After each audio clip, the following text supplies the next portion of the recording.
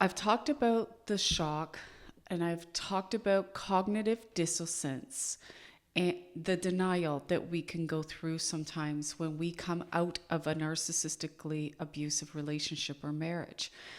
And I will tell you, I was married 22 years, just over 22 years.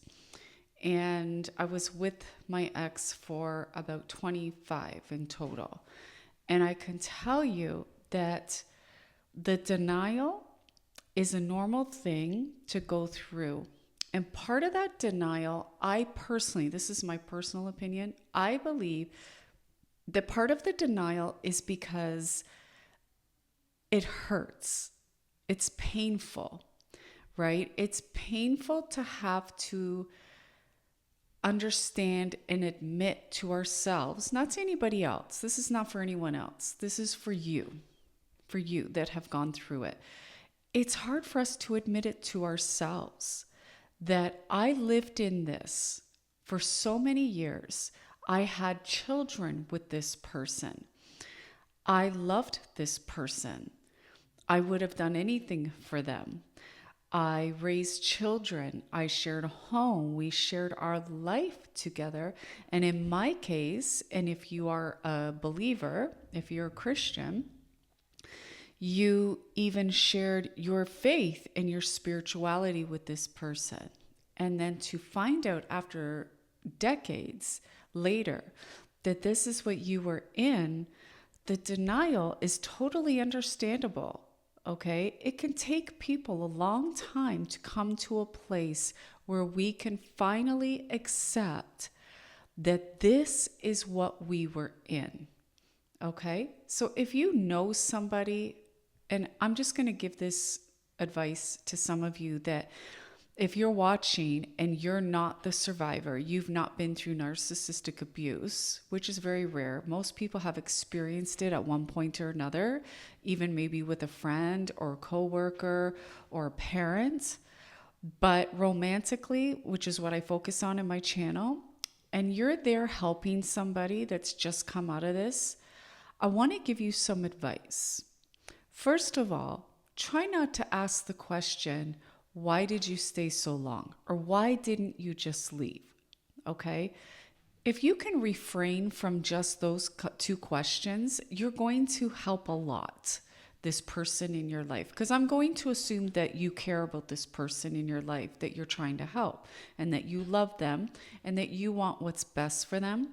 But I really have to advise you, don't ask these people this question, because really, especially in the beginning when we're getting out of it, we really don't have a full picture yet of what we've just come out of. It's like, I liken it to a tornado. I know it sounds crazy, but if my body could show what my mind was going through, I would look like I just came out of a tornado. I'd look like I got caught up in a tornado. My hair would be everywhere. I'd be a mess. My clothes would be torn. I would probably, I'd be a hot mess, okay? And I'm saying that lightly, tongue in cheek, but I seriously mean that's the damage that happens in these relationships. And some are even worse than others. There really is no scale. At the end of the day, abuse is abuse. It doesn't matter if it's just physical, if it's emotional, if it's, spiritual or psychological. I'm going to say 9 times out of 10, if it's narcissistic abuse, it's been a bit of everything. It's a whole bag, okay? It's the whole bag. So I just wanted to share that with you, that if you are helping somebody you love going through this and you don't know, and I say it lovingly and with grace, don't ask those kinds of questions. Why didn't you leave? Or why'd you stay? Or I told you it was crazy. I told you he was crazy. You should have listened to me. We want to avoid those kind of victim blaming questions or statements, because that's what it is. You're basically putting the blame from the abuser onto the victim/survivor. Okay. And what that can do, and this is the truth, but what this can do when someone who's coming out of this or going through it, and you may be the only person that they have to talk to, and when they're going to you and you say those kinds of things, or you begin to victim blame them, or you say things like, I told you this, I told you that, I told you so, what that can actually do is push the survivor back into that situation, that abuse, because the narcissist is already isolated the victim. That is one of their number one tactics to do in the relationship, is to isolate the victim. How do they do that? There's a few different ways, and there's more that I probably don't even know about. But one of the ways is they will cause division between you and your loved ones, whether that's your children, whether it's friends or family. They will slowly begin to break down those relationships around you, and you will not even notice it's happening. Trust me, it's so covert. It is so under the radar. You won't even know it's happening till it's too late. And 9 times out of 10, you're already been coerced and manipulated into a trauma bond by that time. Okay. So they're coming to you because they may not have anybody else to go to. They may have burned their bridges with family or other friends because they just gave up. They just got tired of listening to the same cycle, the same story, and they just didn't have the ability to cope anymore or to walk through it with them. So you may be their last hope that they come to. So that's why I'm sharing this with you. I'm kind of going off on a tangent here, but this is a very important part, because that's all going to be part of the acceptance in helping the survivor accept what they've just been through. Is they need somebody or someone to just be there, to hold a hand, to just be there, to know that that person's there to support them. Even if you're just listening, and I know it's hard for some of us. I'm one of those people. I've been on the other side where I've tried to help somebody in the relationship, and I always want to fix it or give them advice. This is a time for someone who's been narcissistically abused, especially if it's been decades, to just hold their hand and just listen. Let them talk. Because one thing survivors are going to do a lot of, you're going to do a lot of this, you're going to talk a lot. You're going to talk a lot. You're going to share every detail. And it's because your brain is trying to rewire itself into truth, because you've been living a lie. You've been living in this delusion for so long, but your brain's going to be trying to rewire it as you start to heal and you get therapy, or you're reading books about what you've been through, and you're beginning to put all these pieces together. Your mind is going to be trying to tell you what is truth, but your nervous system is going to be telling you something different. Okay? Your nervous system for the longest time is going to be in fight or flight, because that's what it's been doing all along. In your relationship with a narcissist, you are living in fight or flight because of the intermittent reinforcement.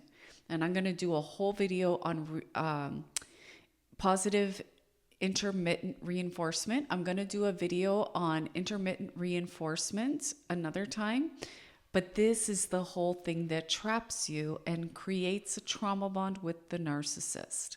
It's the intermittent reinforcement. Okay, it's the Jekyll and Hyde personality. It's the, I'm so sweet to you one day, I'll cook you dinner, take you out to the nicest restaurants and just splurge on you and do all these other things and make your night wonderful. And the next day they're going to put you down. They're going to be sarcastic. They're going to give you the silent treatment. And that's just going to keep going up, down, up, down, up, down. And over a period of time, what begins to happen is peptides, the chemical peptides, are actually being released every time you go through this. And what that does is create a trauma bond. Okay? And I'll talk about that in more depth too in another video. So getting back to the acceptance. If you are a friend and you're helping somebody or family, just try to remember to not victim blame by deflecting and putting the focus on the victim, why they stayed so long, why they didn't listen to you, and just try to be there as a support to listen, or take them out for dinner or go for coffee and just let them talk their way through it. Because I found when I was going through it towards the end, like this past year, I had a therapist, but I also had a couple of people I was talking to in regards to what I was going through, and they just let me talk. And as I talked, I would figure things out. It would come to me, right? Or another thing, and which is one thing I want to do on this channel, the other thing that's important is reminding that person, the survivor, how worthy they are, how important they are, how beautiful they are, how special they are, and how important their life is, because they've been made to feel like they're worthless, like they aren't anything. They've been beaten down so bad verbally, and they've been devalued, they've been gaslit so much. They're having a hard time coming to the reality of what's just happened to them. Okay? It's like being in a movie. You've been in this movie, you've been playing the role of the people pleaser, the fixer, the servant, because when you're with a narcissist, you become their slave, okay? You're cooking their meals, you're driving them everywhere, and you're doting on them, taking care of them, loaning them money, whatever it is that person in your life was doing. You were basically there to be their slave and to be their supply. You are just a source of supply. You are not a lover. You are not a friend. You are not their partner or spouse. You are there specifically to provide a need that they have. And when you can no longer provide those needs, or when you begin to start waking up out of this matrix, and you begin to realize what you were in, and you start to take back your boundaries and create stronger ones, and you begin to realize, what is this? I'm not doing this anymore. That's when you're going to see more devaluation, more criticism, more rage, more anger, and more hostility. And eventually, either one of two things is going to happen. You're either going to get tired of it and you're going to walk away, okay? And hopefully that is what you do. Or they're going to end up discarding you. They're going to put you on a shelf temporarily, because trust me with this, anyone, if you have been through a narcissistic relationship or marriage, you will know that if a narcissist ever tells you, and this goes for men and women, if they ever tell you that they're done with you, they're breaking up, and they don't ever want to see you again, trust me when I say this, it's never ever permanent. They're going to keep you on standby and plunk you on a shelf until they need you again, which is usually either when a new relationship does not work out, or they let them down, or they're just not getting attention or validation from anyone else in their life. Maybe they got a lot of family problems happening, so their family finally has cut them off or doesn't want anything to do with them. They're running out of sources of supply because they're beginning to burn their bridges. So they're always going to keep their romantic partners on a shelf to just be able to grab and pull off when they need that attention and validation, or sex, or money, or a place to live. That's what they do. Okay? So getting back to the acceptance again, it's very important of the process of acceptance is there's going to be times that you're going to have to tell yourself, you're going to have conversations with yourself. This is how deep and strong the trauma bond is, because the trauma bond is going to take some time, but it's going to take understanding for you to break that. And if you can go through it with a therapist, great. If you can't, not all of us have that option. There are some things we can do. But for now, just the acceptance of it, because that's the first part we got to do, is accept that this is what we've been living. We've been living a lie. Nothing was built on truth. It was all built on a fantasy of the narcissist. Okay? Once we accept that, well, how do we do that? What are some things we can do to help ourselves come to the place of true acceptance, radical acceptance, I call it? Because when you're out, or even if you're in it and you cannot separate, let's say you're married and you can't separate because you have nowhere else to go and you have to remain in the home with that person, you're going to have to come to a place where you're going to have to force yourself. You're going to have to tell yourself, I've got to accept that this is not real. Everything I base this marriage or relationship off of was built on a fantasy. It was not truth. It was built on a lie. That's your first thing. You're going to have to, I guess sometimes, what do they say? Fake it till you make it. There's going to have to come a point you're going to have to tell yourself and just keep speaking the truth to yourself. No, this was a lie. This is not love. This is not love. Silent treatment, gaslighting, cheating, lying, manipulation, coercion. These are not acts of love, okay? These are acts of control and dominance and even hate, okay?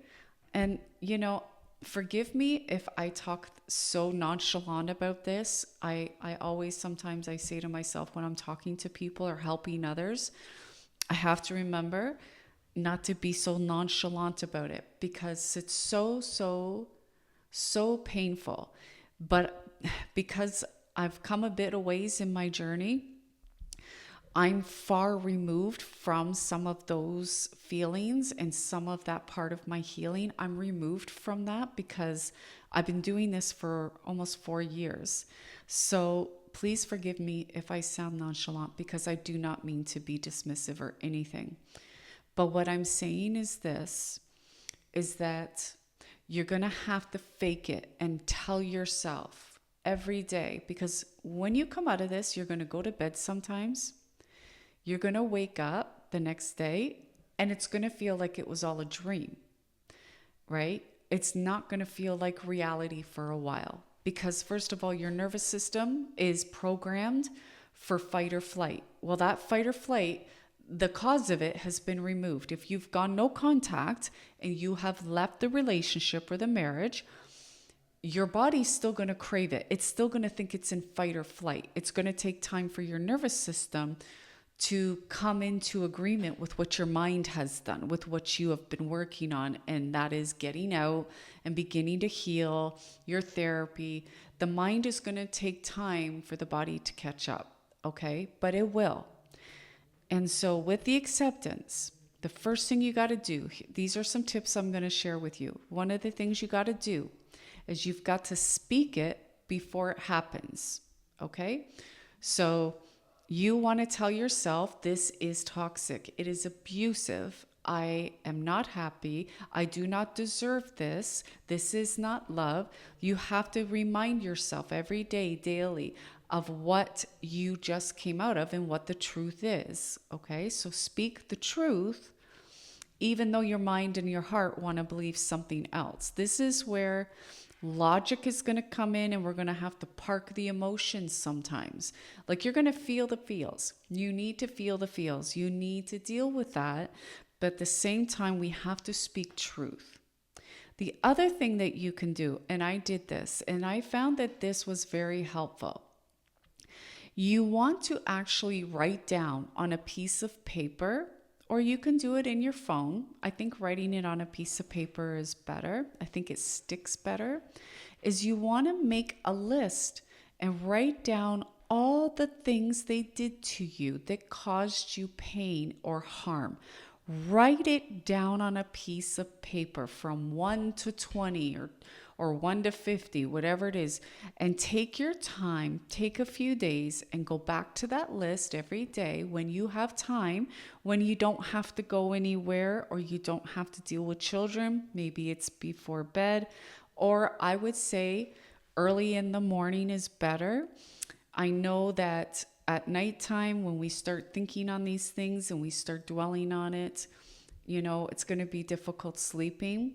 But if I can just be really honest with you, as a survivor and a victim, whatever journey you're on, whatever part in your journey, wherever you are, I'm going to tell you, you are going to have troubles with sleep for a while. You're going to struggle with insomnia. You're going to have a lot of dreams and nightmares specifically. You're going to dream a lot of this person. You have to be patient for this process. And this is not something I hear a lot of people talk about, and it needs to be talked about, but you're going to have to give yourself a lot of grace, a lot of patience, because healing takes time. And like everybody says, healing is not linear. It's not a straight line. One day you're going to feel really great, on top of the world.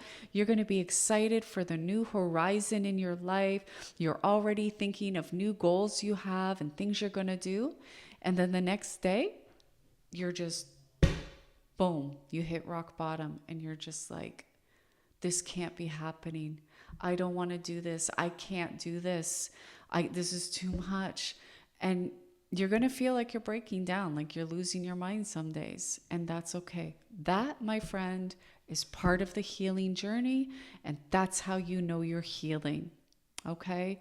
So don't rush your healing process. Understand right now and accept the fact it's going to take time. That's part of the acceptance. Okay?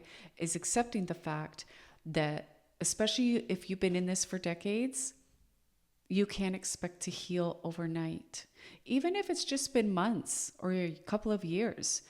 If a narcissist is NPD, or if they have really high narcissistic traits, or perhaps they're even close to the sociopath on the scale, they can do a lot of damage in a short period of time. And that's just the raw truth, okay? What one narcissist takes to do in 10 years, another could do to you in a year or two, okay? Even though they're textbook in their traits, how they display them and how embedded they are and how long they've been crafting them, like some manipulators that are narcissists, some narcissists that manipulate are not as good as some others. There are master manipulators out there that are narcissists. They are really, really good because they've been practicing for a long time, right? So that's a part of the acceptance, is understanding your healing is going to take time, okay?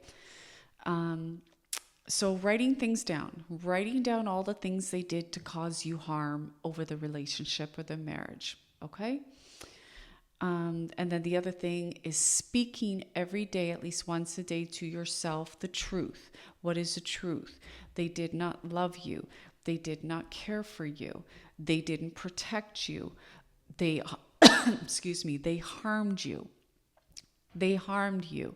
They did not protect you. These are truths, because your mind is still, again, going to want to tell you the lie. No, it wasn't that bad. You know what? He did this, but then he did that, Yes, he raged at me and lost it on me, and he broke things and he threatened me or he put me down. But you know what? He was really good to me. Like, he would bring me flowers, he would apologize sincerely, or he would take me out and treat me to a wonderful evening. That cognitive dissonance is real. Okay, so you're going to be battling this. So it's important to speak the truth of what you've been through. And over time, those truths are going to rewire your mind, and your mind is automatically going to begin to accept that truth and block the lie. Okay? The other thing for acceptance is it helps to tell people you're safe with. And again, not everybody can afford therapy. So if you're not in therapy and you need a friend to speak to, the other important part of that is when you're telling people, you make sure you have a source you can trust, that you're safe with, and then you tell them the truth. Tell them the things that they did to you. Let them know the things that had happened. Tell them. Don't keep it in. It's important to tell other people. And this is where a lot of victims or survivors get stuck and they get isolated because we are embarrassed sometimes. Sometimes when you begin to realize what you've been in, there's an embarrassment that comes with that. There's regret. There's, like, how could I miss this? This is why too, it's important that you don't victim blame the victim or the survivor, because we do it enough to ourselves, right? We will tell ourselves, oh my gosh, what was I thinking? I'm smart. I'm intelligent. How did I not see this? I've never ever experienced this before. How did I not see the red flags? Trust me, we do it enough to ourselves. We don't need other people doing it for us, okay? So that's something too that you're going to need to do, is you're going to need to find a safe place where you can share exactly what was happening to you, so that when you begin to forget, or if you begin to fall back into old patterns, like one thing that a narcissist will do, I told you they'll put you on the shelf. Well, they'll come back and try to hoover you back in. And if you're not strong enough and you're in the beginning of your healing journey, this is the crisis where a lot of people end up getting pulled back. That's why they call it hoovering. It's like the Hoover vacuum. They suck you back in. And trust me, because your barriers have a weak support already, right?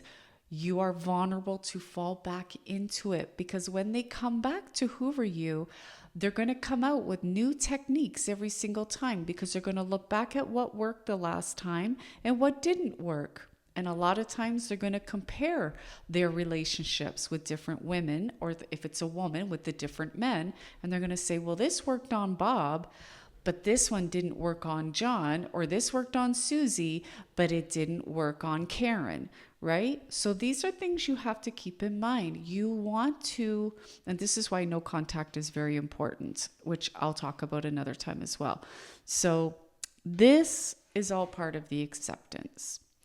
It's hard, it's difficult, it is not easy. I believe this is one of the hardest stages of recovery after narcissistic abuse, but I believe it's the most important in your healing and in staying free, if you're going to remain free and remain no contact. So whatever it is that you do, and you're in that place of just coming out, or you're still in it and you're feeling things are off and you're beginning to make these decisions, you're beginning to realize what narcissism is, the acceptance is going to be the biggest part for you. Because if we can't accept what we've been in, we will buy the lie. We'll be sold the lie and we will stay stuck. Okay? So I hope that this video has helped you. I hope it's given you some insight, some clarity. I hope my tips have helped you. And it's just the beginning. But I want to tell you, again, like I said before, if this is something that you're in, if this is something you're experiencing right now, I encourage you to find a support system. If you don't have that, feel free to message me. You can send me a message. I am on Facebook. I have a business page called Blooming Through Dirt on Facebook, and my Instagram as well is called Blooming Through the Dirt.